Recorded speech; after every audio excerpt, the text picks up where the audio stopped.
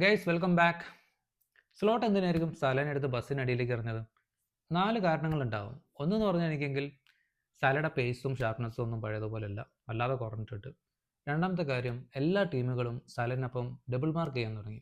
ഒരാൾ പുള്ളി ഫിസിക്കലായിട്ട് മാർക്ക് ചെയ്യാൻ തുടങ്ങിയപ്പം രണ്ടാമത്തെ ഡിഫൻഡർ പുള്ളിയുടെ ചാനൽസ് എല്ലാം കട്ട് ചെയ്തു.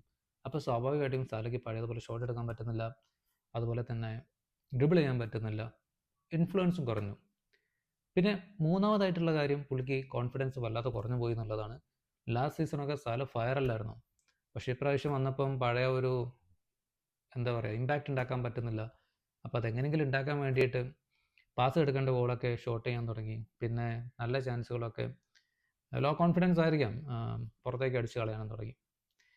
ഇത് കൂടാതെ വേറൊരു കാര്യം, അവരെ റോള് മൊത്തം മാറി എന്നുള്ളതാണ്. ക്ലോപ്പിൻ്റെ കീഴിൽ കളിക്കുമ്പം സല കളിച്ചുകൊണ്ടിരുന്നത് ഒരു ഫൈനൽ തേർഡിൽ കളിക്കുന്നു, അവിടേക്ക് മിഡ്ഫീൽഡേഴ്സ് ബോൾ കൊടുക്കുക എന്നുള്ള പരിപാടിയായിരുന്നു.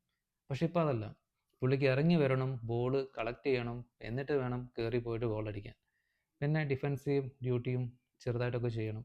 ഈ ഒരു ഏജിൽ ഡെഫിനറ്റ്ലി ഡിഫിക്കൽട്ടായിരിക്കും. അപ്പം ഇതുകൊണ്ടൊക്കെ തന്നെയാണ് I think that make sense.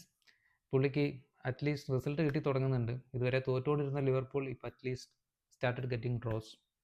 അപ്പം ഗൈസ്, ലൈക്ക് ചെയ്യാൻ മറക്കണ്ട. Thank you so much. Take care. By.